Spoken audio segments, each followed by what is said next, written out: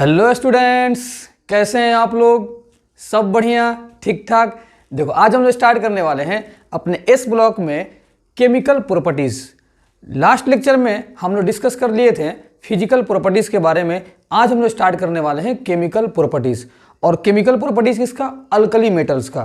तो फिर वही बात, लेक्चर को ध्यान से देखो, ध्यान से सुनो, एक एक बात चमकेगा और चमकता रहेगा। ठीक है, तो जरा हेडिंग देते हैं हम लोग और स्टार्ट करते हैं अपना केमिकल प्रॉपर्टीज के बारे में।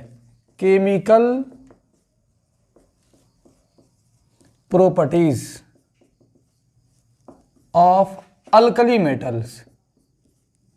अल्कली मेटल्स मतलब ग्रुप नंबर फर्स्ट वाले मेटल्स के बारे में हम लोग डिस्कस करने वाले हैं। इनका क्या क्या केमिकल प्रॉपर्टीज हो सकते हैं, वही सब चीज़ इसमें हम लोग डिस्कस करेंगे। ठीक है, अब हम लोग इसमें सबसे पहले हम लोग देखते हैं रिएक्शन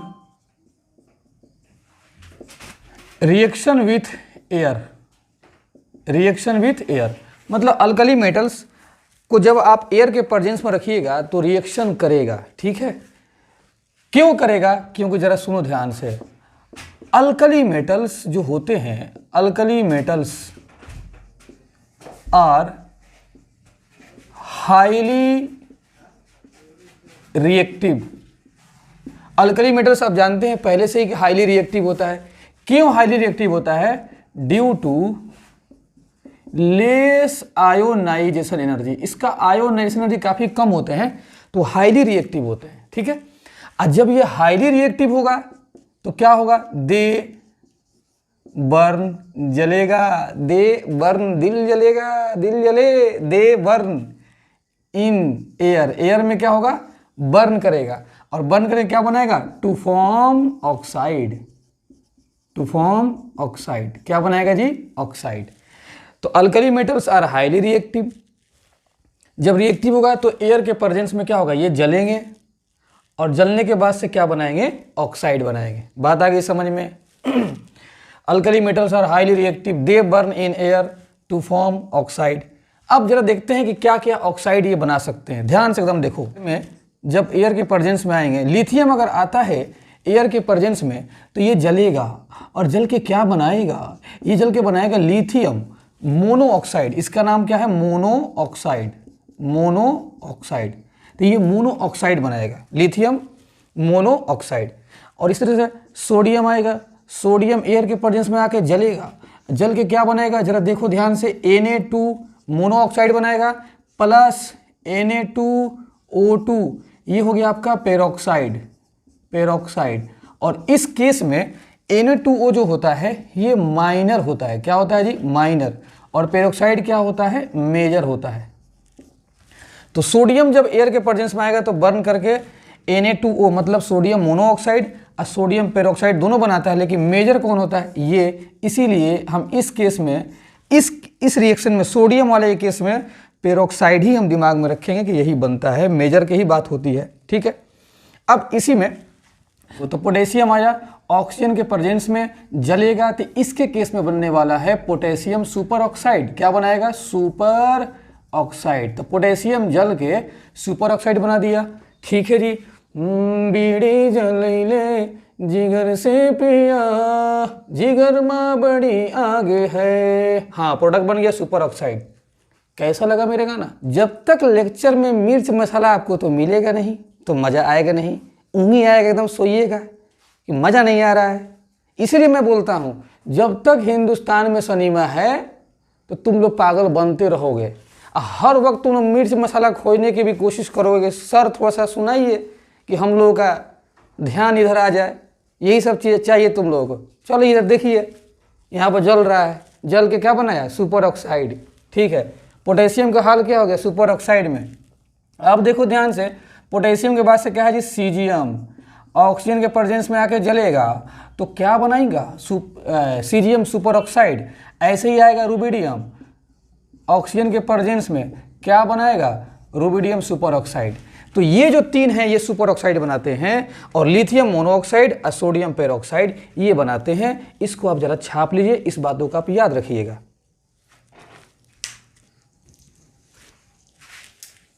हाँ जी, जरा देखिए ध्यान से, तो लिथियम जलने के बाद से बनाया लिथियम मोनोऑक्साइड, सोडियम जलने के बाद से बनाया सोडियम पेरोक्साइड, पोटेशियम जलने के बाद से बनाया पोटेशियम सुपर ऑक्साइड। बनाया कि नहीं बनाया? अब जरा देखो, इसको जब हम ब्रेक करेंगे तो लिथियम +1 में ब्रेक होगा, अब प्लस इधर O-2 में, ठीक है, ये आपका मोनो ऑक्साइड हो गया। सोडियम को जो ब्रेक किया जाएगा तो सोडियम +1 और इधर O2-2, ये आपका सुपर ऑक्साइड हो गया।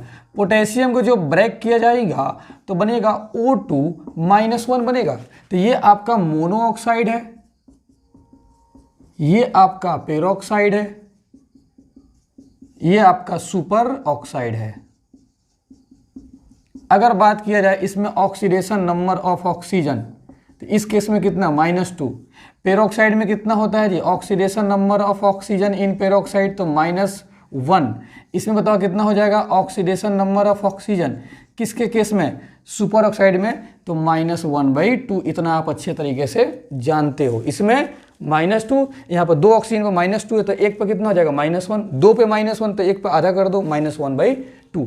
मजे की बात क्या है कि इस केस में जरा देखो, O2-1, O2 जो आपका है इसमें जरा इलेक्ट्रॉन देखो, इलेक्ट्रॉन कितना है? 17 इलेक्ट्रॉन है। 18 दूनी ऑक्सीजन का कितना होता है? 8, 8 दूनी 16, एक इलेक्ट्रॉन ले लिया, 17 इलेक्ट्रॉन। 17 जो है आपका ये ऑड इलेक्ट्रॉन्स है। ये क्या है? Odd electrons. और ऑड इलेक्ट्रॉन हमेशा क्या बनाते हैं? अनपेयर्ड। ये क्या रखेंगे? अनपेयर्ड। ये पेयर्ड नहीं होगा। जब अनपेयर्ड हो जाएगा तो क्या हो जाएगा? Paramagnetic, paramagnetic, paramagnetic. और जब पैरामैग्नेटिक होते हैं तो जनरली कलरफुल, जनरली क्या होंगे? कलरफुल। क्या होंगे? कलरफुल। तो जब भी पैरामैग्नेटिक की बात होती है ना, कहीं अगर पैरामैग्नेटिक है तो जनरली सोचा जा सकता है कि उसका कलर आएगा। सुपर ऑक्साइड क्या है? 17 इलेक्ट्रॉन, ऑड इलेक्ट्रॉन से, ऑड इलेक्ट्रॉन होगा तो अनपेयर्ड, अनपेयर्ड होगा तो पैरामैग्नेटिक, और जनरली पैरामैग्नेटिक होगा तो कलरफुल होगा। तो इसका मतलब किसका? पोटेशियम सुपर ऑक्साइड का, पोटेशियम सुपर ऑक्साइड का जो कलर होने वाला है, ये कलर आपका होता है येलो। क्या होता है जी? Yellow colour. किस टाइप का होता है? ये आपका येलो कलर होता है। तो याद रखना कि पोटेशियम सुपर ऑक्साइड का कलर क्या होता है? येलो। ये इसका मेन कारण है ये आपका, क्योंकि ये पैरामैग्नेटिक है। क्या है? पैरामैग्नेटिक, इसलिए ये कलरफुल शो किया।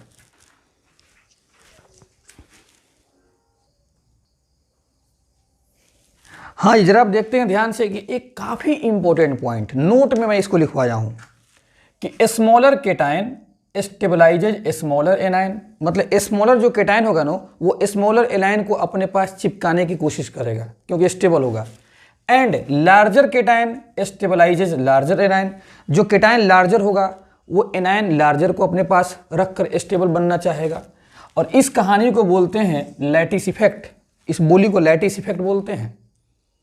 अभी आपको मैं बताया हूं कि लिथियम मोनोऑक्साइड बनाएगा, सोडियम पेरोक्साइड बनाएगा, पोटेशियम, रुबिडियम, सीजियम, ये सब बनाएंगे सुपर ऑक्साइड। क्यों? वाई? तो लैटिस इफेक्ट इस बात को समझाता है। आप जानते हैं कि इन तीनों में सबसे ज्यादा रेडियस किसका है? पोटेशियम का। सबसे कम रेडियस लिथियम का। तो देखो ध्यान से, तो लिथियम का जब रेडियस कम है, छोटा सा है, तो ये छोटा सा एनायन को अपने पास चिपकाने की कोशिश करेगा ताकि इसमें स्टेबल रहते हैं। Smaller cation stabilises smaller anion. तो ये केटायन स्मॉलर है, तो एनायन जो आपका मोनो ऑक्साइड होता है वो भी स्मॉलर होता है, मोनो ऑक्साइड, तो उसको चिपकाने की कोशिश करेगा। तो लिथियम क्या बनाएगा? Mono oxide. अच्छा, इसके बाद क्या है? सोडियम। सोडियम थोड़ा बड़ा है किससे? लिथियम से। तो ये किसको चिपकाएगा? ये अपने ही लेवल के एनायन से एनायन को चिपकाएगा। तो ये चिपकाता है किसको? किसको?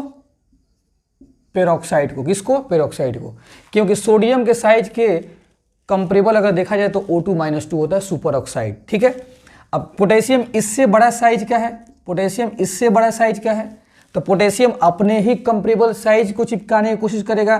तो ये चिपकाता है किसको? सुपर ऑक्साइड को। किसको चिपकाएगा जी? सुपर ऑक्साइड को। इसीलिए जो बड़े साइज वाले होते हैं, बड़े साइज वाले तो सुपर ऑक्साइड को चिपकाते हैं और छोटे साइज वाले मोनो ऑक्साइड को चिपकाते हैं। तो हम कह सकते हैं कि लार्जर केटायन, और लार्जर केटायन में कौन है? पोटेशियम, रुबिडियम, सीजियम, ठीक है जी, tend to form superoxide, superoxide. तो लार्जर जो केटाइन होते हैं वो चाहते हैं कि सुपर ऑक्साइड बनाए। क्यों सुपर ऑक्साइड बनाए? क्योंकि साइज बड़ा, तो जब साइज इनका बड़ा होगा तो ये बड़े एनायन को चिपकाने की कोशिश करेंगे, क्योंकि स्टेबलाइज अपने आप को कर लेंगे। तो वही बात लिखे, smaller cation stabilises smaller anion and larger cation stabilises larger anion.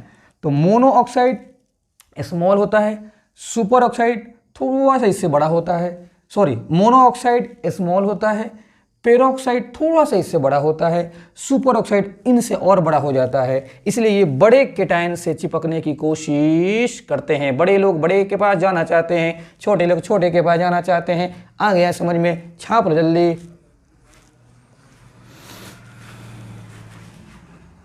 हाँ जी, जरा देखते हैं। तो ये जो लोग हैं, कौन? Lithium, sodium, potassium, rubidium, highly reactive है एयर के प्रेजेंस में। इतना रिएक्टिव है, इनके अंदर बड़ी आग है, जल्दी से जलना चाहते हैं, बड़ी आग है, जल्दी से जलना चाहते हैं। ये अल्कली मेटल्स, बड़ी आग है इनके अंदर। इतना आग है कि इनको बचा कर रखना पड़ता है। कैसे? तो that is why these metals are kept immersed in organic solvents like kerosene. अगर इनको बचा कर नहीं रखिएगा, एयर के प्रेजेंस में खुला छोड़ दीजिएगा, तो फिर बड़ी आग है, इनका मामला गड़बड़ हो जाएगा, समझे? इसलिए इनको बचा कर रखने के लिए हम लोग केरोसिन में डाल देते हैं ताकि बचे रहें, इनका ज़िंदगी बचा रहे, ठीक है? नहीं तो बीड़ी की तरह जल जाएंगे ये लोग। देखो लिथियम, लिथियम का थोड़ा सा मामला समझो यहाँ पर। Lithium is kept wrapped in paraffin wax. जब लिथियम को हम लोग केरोसिन में डालते हैं तो लिथियम का तो मास है कम, जब मास होगा कम तो डेंसिटी है कम, जब डेंसिटी कम होगा तो केरोसिन के ऊपर तैरने लगता है। जब तैरेगा तो क्या होगा? एयर के कांटेक्ट में आएगा, जब एयर के कांटेक्ट में आएगा तो फिर क्या होगा? ऊपर जलना शुरू करेगा। अब बताओ, केरोसिन तेल के ऊपर जब जलने शुरू करे, जब जलना शुरू करेगा तो क्या माहौल होगा जी? तुम समझ गए होगे। तो lithium is kept wrapped in paraffin wax due to its low density it will float over kerosene. इसके मास होने की वजह, कम होने की वजह से इसको केरोसिन तेल में हम लोग नहीं डालते हैं ताकि इनका एयर में बर्निंग रुक सके। नहीं रुक पाएंगे केरोसिन में डालकर, क्योंकि इसका मास कम है, डेंसिटी इसका कम है, तो ऊपर तैरने लगेगा। जब तैरेगा तो फिर क्या होगा? एयर के कांटेक्ट में आएगा, जब एयर के कांटेक्ट में आएगा तो फिर बर्न करना शुरू कर जाएगा, माहौल गड़बड़ हो जाएगा। इसलिए लिथियम के केस में हम लोग पैराफिन वैक्सिंग करके इसको बचा के हम लोग को रखना पड़ता है, ठीक है? तो ये बात काफ़ी इंपॉर्टेंट है, इन बातों को नोट कर लीजिए और दिमाग में फिट कर लीजिए।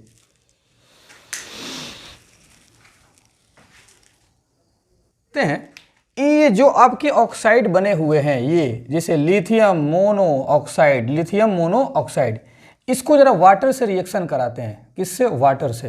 थोड़ा सा माहौल ठंडा किया जाए, बहुत हम लोग आग लगा दिए हैं, थोड़ा सा माहौल ठंडा कर दिया जाए पानी में मिलाकर।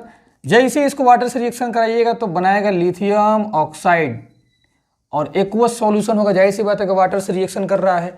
अब प्लस यहाँ से क्या होगा? निकलेगा। इस बात को एकदम याद रखना, याद रखना, याद रखना। जब आप लिथियम मोनोऑक्साइड को वाटर से रिएक्शन कराइएगा तो लिथियम हाइड्रोक्साइड बेस बनेगा और हाइड्रोजन गैस यहाँ से निकलेगा। अब हम लोग रिएक्शन कराते हैं सोडियम पेरोक्साइड से। किससे रिएक्शन? वाटर से रिएक्शन कराएंगे तो क्या बनेगा? सोडियम हाइड्रोक्साइड बनेगा, एक्वस। अच्छा, इसमें भी दो केस। अगर H2O को हम ले लें कोल्ड, ठंडा ठंडा पानी, क्या ले लें? ठंडा ठंडा पानी, तो Na plus NaOH sodium hydroxide plus H2O2, ये बनेगा आपका, ये लिक्विड फॉर्म में होता है हाइड्रोजन पेरोक्साइड। हाइड्रोजन पेरोक्साइड आपका बनेगा, ठीक है जी। अब उसके बाद से क्या होगा? अगर मान लेते हैं इसी में अगर हम H2O ले लें, ये लिक्विड, और थोड़ा सा हॉट ले लें, मतलब वार्म टाइप का ले लें, हॉट टाइप का वार्म, ठीक है, ले लेंगे तो क्या होगा? NaOH तो बनाएगा एक्वस, लेकिन इस केस में H2O2 जो बनेगा ना, थोड़ा सा हीट की वजह से ये डिकम्पोज हो जाएगा। किसमें? H2O लिक्विड में, अब प्लस किसमें? O2 में। O2 गैस यहाँ से निकलना शुरू हो जाएगा, डिकम्पोज कर जाएगा। H2O गर्म में, यही H2O2 डिकम्पोज कर जाता है। किसमें? H2O प्लस O2 में। तो ठंडा में तो ठीक रहेगा, लेकिन थोड़ा सा टेम्परेचर देने पर ये बेचारा डिकम्पोज हो जाएगा, ठीक है। तो इसको एक साथ दिमाग में रखना है। अब आते हैं रिएक्शन कराते हैं पोटेशियम सुपर ऑक्साइड से। ये आपका सुपर ऑक्साइड है, किससे? H2O से। तो क्या होगा? तो KOH यहाँ पे एक्वस क्या बनाएगा, पोटेशियम हाइड्रोक्साइड बना लेगा, और यहाँ पे बनाएगा H2O2 लिक्विड, और साथ में O2 गैस भी यहाँ से निकलेगा। तो फर्क जरा समझते रहना, फर्क समझते रहना, ठीक है जी। ये यहाँ पे थोड़ा सा क्या है, कोल्ड टाइप का वाटर है। अगर हम यही H2O को लिक्विड को वार्म मतलब हॉट टाइप का ले लें, हॉट, थोड़ा सा हॉट ले लें, हल्का गर्म, तो क्या बनेगा बताओ, ये KOH तो बनेगा, ये जो H2O2 बना है फिर डिकम्पोज कर जाएगा किसमें, H2O लिक्विड में, अब प्लस फिर ये भी O2 निकालेगा और ये भी O2, तो मिल के बहुत सारा O2 निकलेगा, बहुत सारा O2 निकलेगा। तो इसको ज़रा दिमाग में रखिएगा, ठीक है। तो समझ में हमको लगता है कि आपको आ गया होगा। अब जरा देखो यहाँ पे थोड़ा सा बैलेंस कर सकते हो, 1/2 से गुना कर दो ताकि ऑक्सीजन बैलेंस हो जाएगा, क्योंकि यहाँ पर कितने ऑक्सीजन है, 2, और यहाँ पर 1, 3 ऑक्सीजन है, यहाँ पे कितना 1 और ये 2, और ये O2 है, O2, तो इसका आधा कर दो तो 1 O हो जाएगा, तो 3 नहीं हो जाएगा, तो इसलिए हाफ से यहाँ पर गुना कर दिए हैं, ठीक है।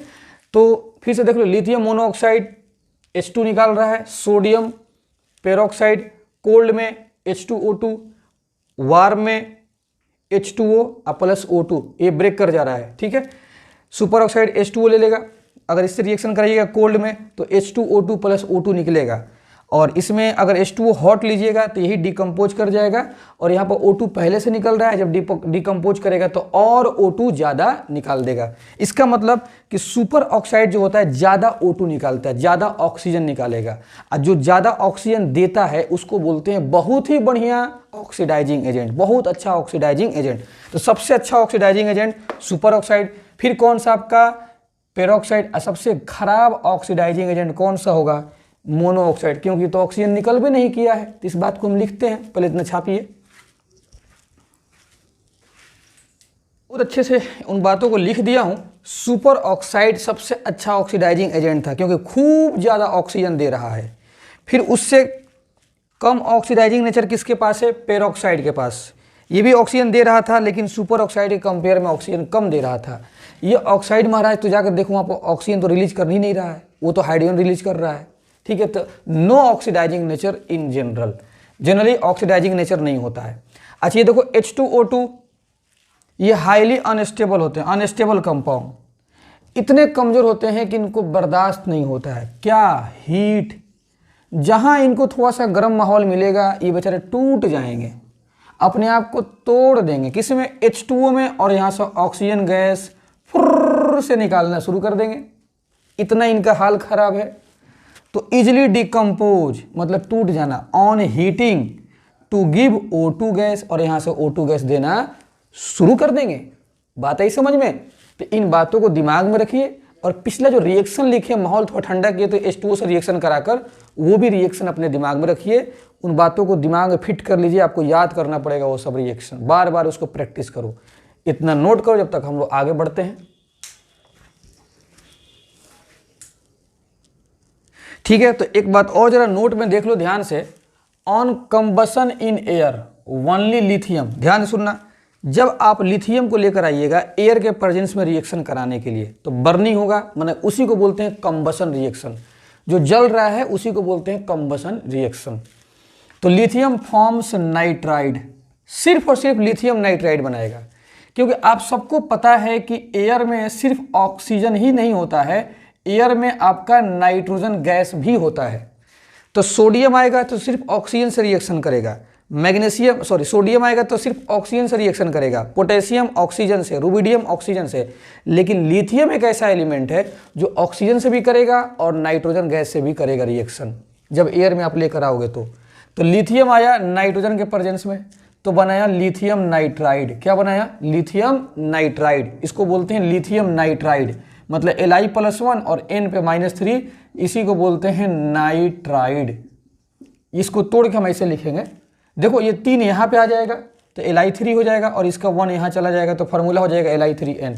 तो सिर्फ और सिर्फ लिथियम ही N2 से रिएक्शन करेगा, सोडियम नहीं करेगा, पोटेशियम भी नहीं करेगा, और रुबिडियम भी नहीं करेगा। सर क्यों, वाई? क्योंकि आप जानते हैं कि लिथियम का साइज क्या होता है, स्मॉल रेडियस होता है, small in size, small in size.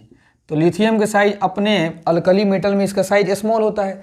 जब स्मॉल होगा तो इसके बीच में अट्रैक्शन ज़्यादा होगा, क्योंकि स्मॉल साइज में अट्रैक्शन ज़्यादा अट्रैक्शन होगा।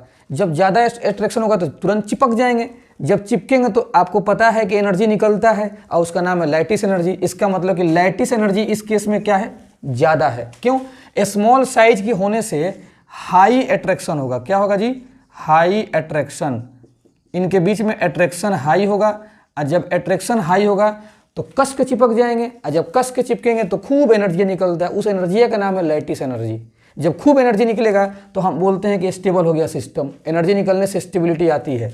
इसलिए लिथियम नाइट्राइड के साथ रिएक्शन करना चाहेगा, लेकिन सोडियम का साइज बड़ा है, पोटेशियम का साइज बड़ा है, इसलिए वो नाइट्राइड्स के साथ रिएक्शन नहीं कर पाएंगे। तो वनली देखना, वनली लिथियम फॉर्म्स नाइट्राइड।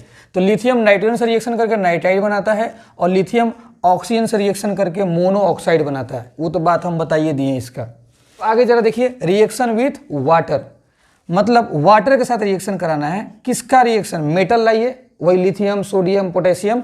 अब इस मेटल का रिएक्शन कराइए वाटर के साथ। किसके साथ? वाटर के साथ।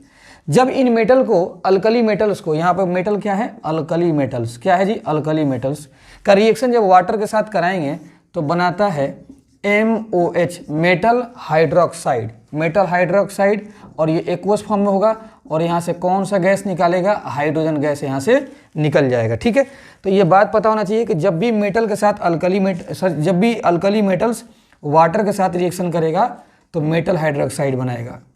और ये क्या होता है? बेस, और इसी को बोलते हैं हम लोग अल्कली। इसी को क्या बोलते हैं? अल्कली। तो इन मेटल का नाम अल्कली मेटल्स क्यों पड़ गया? क्योंकि ये मेटल जब वाटर के साथ रिएक्शन करते हैं ना तो बनाता है मेटल हाइड्रोक्साइड, और ये होता है बेस, और उसी को बोलते हैं अल्कली। इसीलिए इन मेटल का नाम पड़ गया अल्कली मेटल्स। क्या पड़ गया? Alkali metals. तो कोई पूछेगा कि फर्स्ट ग्रुप को अल्कली मेटल्स क्यों बोलते हैं? तो वाटर के साथ रिएक्शन करके अल्कली यानी बेस बनाता है। तो यहाँ पर क्या बन गया? बेस। अब जरा देखते हैं कौन कौन सा बेस बनाएगा। जरा ध्यान से यहाँ पर देखिए, ध्यान से देखो कौन कौन सा बेस बनाएगा। देखो, अगर यहाँ पर आएगा लिथियम और H2O से रिएक्शन करेगा तो बनाएगा लिथियम हाइड्रोक्साइड। अब प्लस यहाँ से कौन सा गैस निकलेगा? Hydrogen gas. ऐसे ही आएगा सोडियम, तो बनाएगा यहाँ H2O से रिएक्शन करके सोडियम हाइड्रोक्साइड। अब प्लस कौन सा गैस निकलेगा? Hydrogen gas. तो ये सारे बेस बन गए, LiOH, सोडियम हाइड्रोक्साइड, ऐसे पोटेशियम हाइड्रोक्साइड, ऐसे रुबिडियम हाइड्रोक्साइड, और ऐसे ही सीजियम हाइड्रोक्साइड।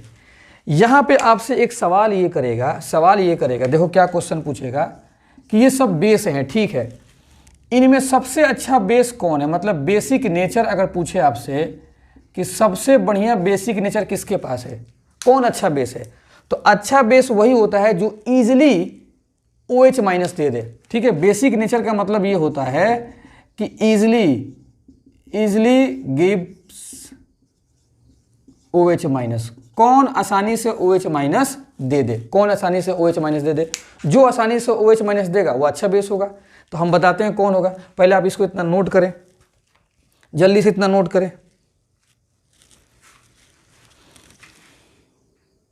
देखते हैं कि बेसिक नेचर किसके पास ज़्यादा है। यहाँ पर देखो ध्यान से, LiOH, NaOH, KOH, CSOH, rubidium यहाँ पर हाइड्रोक्साइड। इसमें देखना है कि बेसिक नेचर किसके पास है। बेसिक नेचर का मतलब समझ में आ गया? इजिली गिव्स OH माइनस, कौन आसानी से OH माइनस देगा, मतलब कि Li+1 और ये टूट के OH माइनस में कौन जल्दी टूट जाए, जो इसमें से जल्दी ऐसे ब्रेक कर जाएगा वो जल्दी OH माइनस को दे देगा। अगर पोटेशियम ब्रेक कर जाए जल्दी तो पोटेशियम जल्दी से OH माइनस दे देगा और अच्छा बेस कहलाएगा। ऐसे ही रुबिडियम अगर जल्दी से टूट के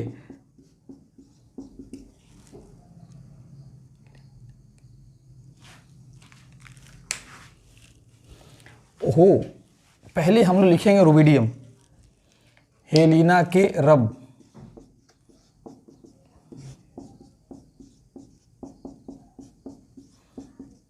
और अगर सीजियम टूट के जल्दी से OH माइनस दे देगा तो अच्छा बेस कहलाएगा।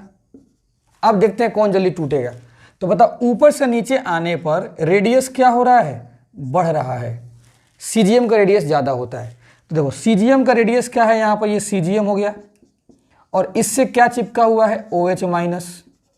तो आप जानते हैं कि साइज के बढ़ जाने की वजह से, साइज के बढ़ जाने की वजह से इनमें वीक अट्रैक्शन होगा। क्या होगा जी, वीक अट्रैक्शन।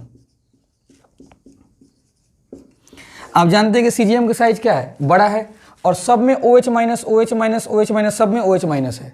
तो बड़े साइज के साथ OH माइनस का अट्रैक्शन वीक होगा। जब वीक अट्रैक्शन होगा तो ये क्या होगा, इजीली रिमूव हो जाएगा, इजीली यहां से क्या हो जाएगा, निकल जाएगा। जब इजीली निकल जाएगा तो इसका क्या हो जाएगा, high basic nature. High basic nature मतलब बेसिक नेचर खूब ज़्यादा हो जाएगा। ठीक है, इसका मतलब कि ऊपर से नीचे आने पर रेडियस बढ़ रहा है और रेडियस बढ़ रहा है तो हम बोल सकते हैं कि बेसिक नेचर क्या हो जाएगा, इंक्रीज कर जाएगा। तो हम कह सकते हैं कि हाइड्रोक्साइड वाला जो बेस है रेडियस केटाइन का बढ़ेगा तो उसका बेसिक नेचर बढ़ जाएगा। तो फाइनल हम इसका आंसर लिख देते हैं। सबसे अच्छा बेस कौन है, सीजियम हाइड्रोक्साइड, फिर कौन सा है, रुबिडियम हाइड्रोक्साइड, फिर कौन सा है, पोटेशियम हाइड्रोक्साइड, फिर कौन सा है, सोडियम हाइड्रोक्साइड, फिर कौन सा है, लिथियम हाइड्रोक्साइड। ये हो गया इनका बेसिक नेचर। और किसके बेसिस पर उन्होंने डिसाइड किए हैं, तो जितना रेडियस केटाइन का बड़ा होगा उतना OH माइनस के साथ अट्रैक्शन वीक होगा और OH माइनस जल्दी से निकल जाएगा, निकलेगा तो अच्छा बेस कहलाएगा। तो आज के लेक्चर में मैंने 2 रिएक्शन डिस्कस किया बहुत ही डिटेल्स के साथ। इसका प्रॉपर नोट्स बनाकर अच्छे से रिवीजन करो और दिमाग में फिट करो। फिर मिलते हैं नेक्स्ट लेक्चर में नेक्स्ट रिएक्शन के साथ। Okay, thank you.